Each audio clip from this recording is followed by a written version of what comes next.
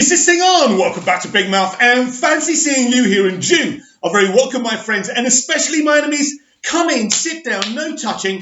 I don't do the touching. Hello and welcome back to Thursday's edition of the DCEU Daily, and a bigger welcome back to Big Mouth.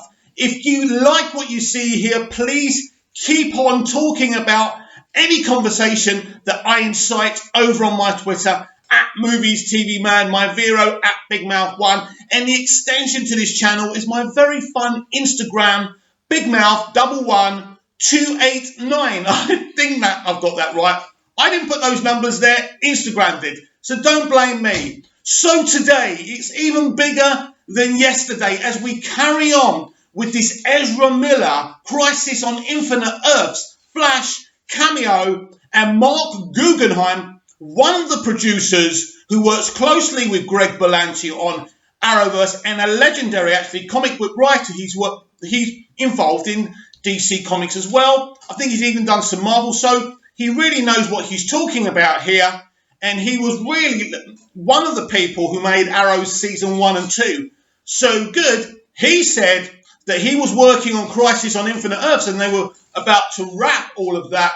Then the head of Warner Brothers Television said to him that they wanted Ezra Miller to cameo on Crisis. This came from the very top at Warner Brothers.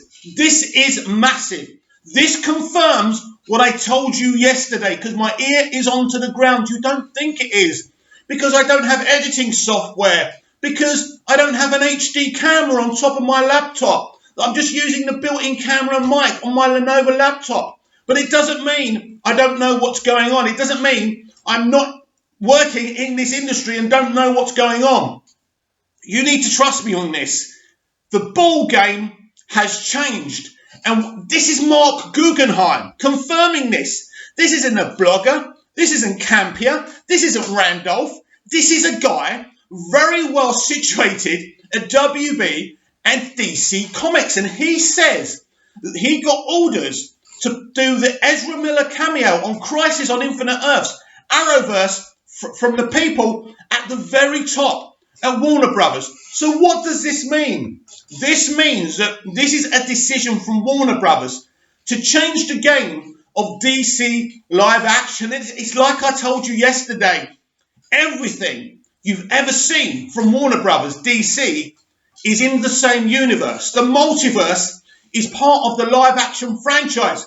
The movieverse and the TV verses are connected. And it's not just, and this is why they did Crisis from the beginning. They have implemented a plan. And this is huge. And this is massive. A fan asked Jim Lee, who is very big now, well, always has been. He's a great artist for DC Comics, isn't he? But he was asked, when Ezra Miller's The Flash vanishes in that cameo, does it mean he doesn't exist anymore? And he said, you'll have to ask Mark Guggenheim that. But I can tell you that Warner Brothers have got some very exciting plans for DC live action. And these are exciting plans.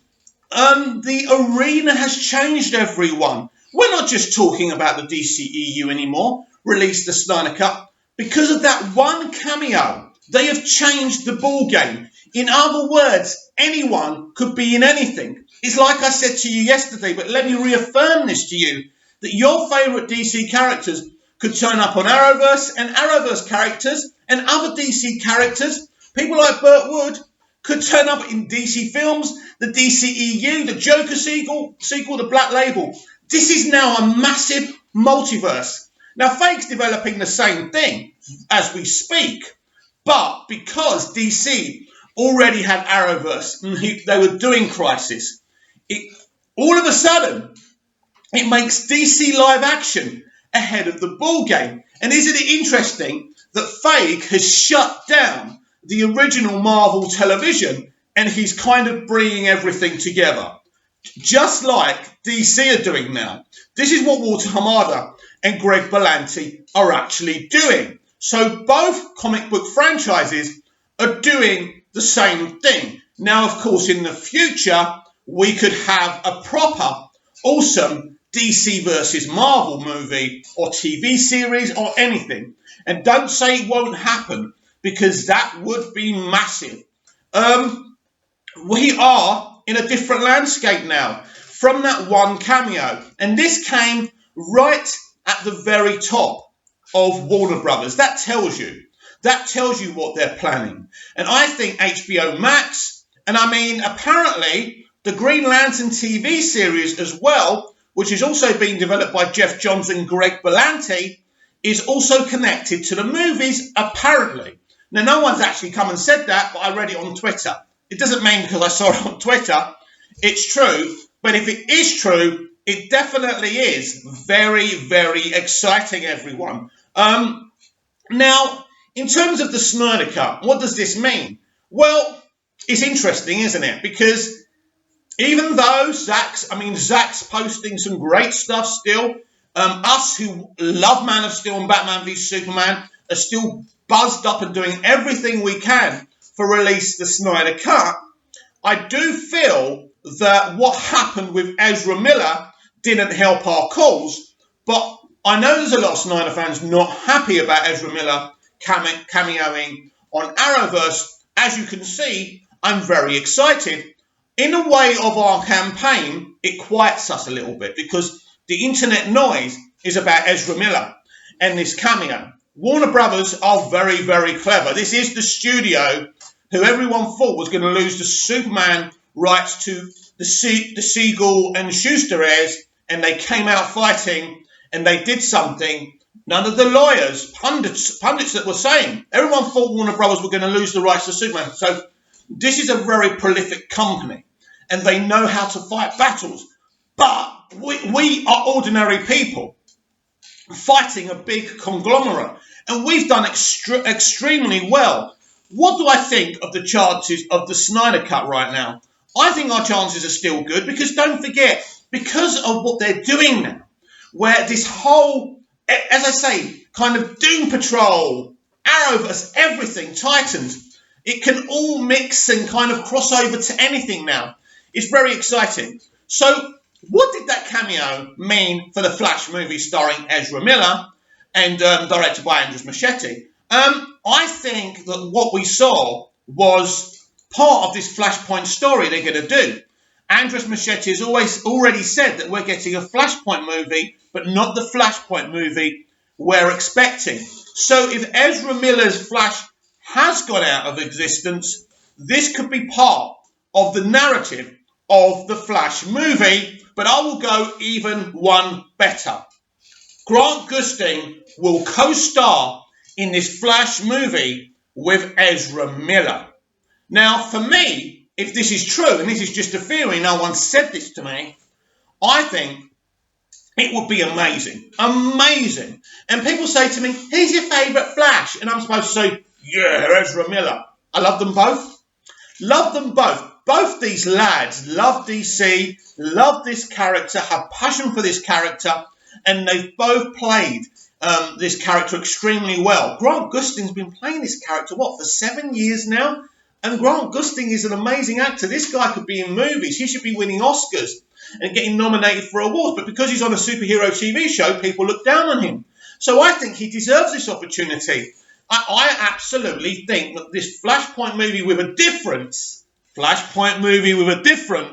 means we could be seeing characters from Arrowverse, from Doom Patrol, from Titans, from Lucifer.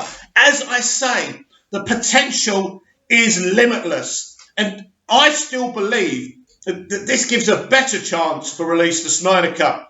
Warner Brothers all of a sudden have got a lot of strings to their bows, and the Snyder Cut of Justice League is one of them. But I want to know what you think. As usual, are you excited about this new potential DC cinematic multiverse universe, or are you disappointed? So are you not as excited and as pumped as I am? Let me know down below. What do you think this means for release the Snyder Cut? As I say, people are not saying it's coming as much now, but the buzz is still there. RT Snyder Cut are still doing a good job. We are trying our best. We are still going to continue to hashtag release the Snyder Cut.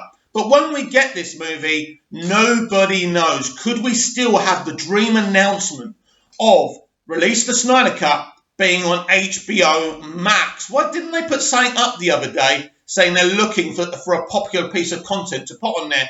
And all us lot started quote tweeting them. Also, Warner Brothers, home release had this great promo. I think it was for Man of Steel as well. I think this is interesting. I think they're hinting for this upcoming announcement of J.J. Abrams' Superman movies. As I say, there's so many things happening. And the Superman TV show has been given a straight to series order straight away. That doesn't happen on the CW or any other network. That means they know this show's going to be massive. Now, a lot of people are quite negative about Tyler Hoechlin Superman. They say he's too short, blah, blah, blah. I think he does okay. I'm excited about the TV show, but I'm a Superman fan. I would be. And I think all Superman fans should be excited. And I think all DC fans should be excited from that Ezra Miller cameo. Because as I say, all of a sudden, this says to the audience that DC, because fans love crossovers. Fans love other characters crossing over with other characters. This is one of the reasons the MCU has been so successful. But doing this multiverse, which the MCU are going to do as well, I just think our multiverse, aka the DC's multiverse, is more interesting because the Arrowverse characters are already established. Now, for Feige to do his multiverse, he would have to get like Patrick Stewart's Professor X and things like that, which he can do, but they're not getting any younger. But we've got these vibrant actors in different places, in different multiverses, playing these characters successfully. And I think, personally, it's very exciting. I will be back tomorrow with more DCEU Daily. See you then.